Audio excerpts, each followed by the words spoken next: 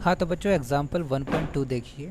Question कह रहा है test dimensionally if the formula t is equal to 2 pi root m by f by x may be correct where t is time period, m is mass, f is force and x is distance। ठीक है, तो आपको ये देखना है कि dimensionally ये formula सही है कि नहीं सही है। ठीक है, इक्वेशन का करेक्ट होना और इक्वेशन का डायमेंशनली करेक्ट होना दोनों अलग अलग बातें होती हैं। ठीक है ना, चलो इसके बारे में बाद में बात आप करेंगे। ठीक है, तो यहाँ बोला गया t is equal to 2.√m by F by x. ठीक है, इसको आपको चेक करना है। तो इधर क्या है, t है, तो हम लोग टाइम्स के लिए क्या लिखते हैं, कैपिटल T लिखते हैं। ठीक है, तो प्रिंसिपल ऑफ होमोजेनिटी क्या कहती है कि अगर लेफ्ट हैंड साइड में जो डायमेंशन है वही अगर राइट हैंड साइड में है तो हम कह देंगे कि वो इक्वेशन डायमेंशनली करेक्ट है। ठीक है, ओके, ये बात समझ आ गई। तो चलो चेक करते हैं। देखो इस तरह के क्वेश्चन में कोशिश ये करना होता है कि जो भी क्वांटिटी यहाँ पर गिवन है, फिजिकल क्वांटिटी, जैसे यहाँ पर मास है तो ये तो फंडामेंटल क्वांटिटी है, इसको तो कुछ करना ही नहीं है। ये जो x है ये एक तरह का लेंथ है, लेंथ के लिए आप l लिखते हैं, मास के लिए आप m लिखते हैं, है कि नहीं। फोर्स एक डिराइव्ड क्वांटिटी है, ये फंडामेंटल क्वांटिटी नहीं है। ठीक है, तो इसको आपको कन्वर्ट करना पड़ेगा फंडामेंटल क्वांटिटीज़ में। ठीक है, तो देखिए आपको पता है कि फोर्स क्या होता है, फोर्स होता है मास इंटू एक्सेलरेशन। ठीक है, मास एक फंडामेंटल क्वांटिटी है लेकिन एक्सेलरेशन एक डिराइव्ड क्वांटिटी है। आगे सोचें तो हमें समझ आता है एक्सेलरेशन क्या होता है, change in velocity per unit time. ठीक है, तो टाइम यहाँ पर एक फंडामेंटल क्वांटिटी आ गई, मास एक फंडामेंटल क्वांटिटी है, लेकिन वेलोसिटी फेस से क्या आ गया, एक डिराइव्ड क्वांटिटी आ गया।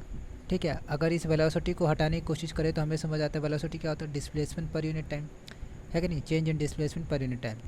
तो आपका ये हो जाएगा change in displacement per unit time. Displacement के लिए मैंने यहाँ पे एल लिख दिया। ठीक है, तो इस तरीके से ये जितनी भी चीज़ें आई हैं ये आपका क्या है, फंडामेंटल क्वांटिटीज़ में एक्सप्रेस हो चुका है। ठीक है, मास के लिए आप कैपिटल एम यूज़ करेंगे, एल के लिए जो कि लेंथ है उसके लिए आप ये यूज़ कर लीजिए एल, और टी स्क्वेयर नीचे है तो ऊपर जाएगा तो कितना हो जाएगा, टी माइनस टू। दोबारा समझिए, नीचे क्या है, दो बार टी है ना, टी टी मल्टीप्लाई होंगे तो टी का स्क्वेयर, तो ऊपर जाएगा तो क्या हो जाएगा, M L T minus two. तो इस तरीके से फोर्स का एक्सप्रेशन आपका डायमेंशनल फॉर्मूले में, जो कि फंडामेंटल क्वांटिटीज़ के बारे में अगर बात करें तो मास का 1 पावर रहेगा, लेंथ का 1 पावर रहेगा और टी का -2 पावर रहेगा। ठीक है, अब देखो आगे जाके आपको ना ये बिल्कुल याद ही रहना चाहिए कि फोर्स का डायमेंशन होता है MLT-2। ठीक है, इतना तामझाम करने की आवश्यकता नहीं है।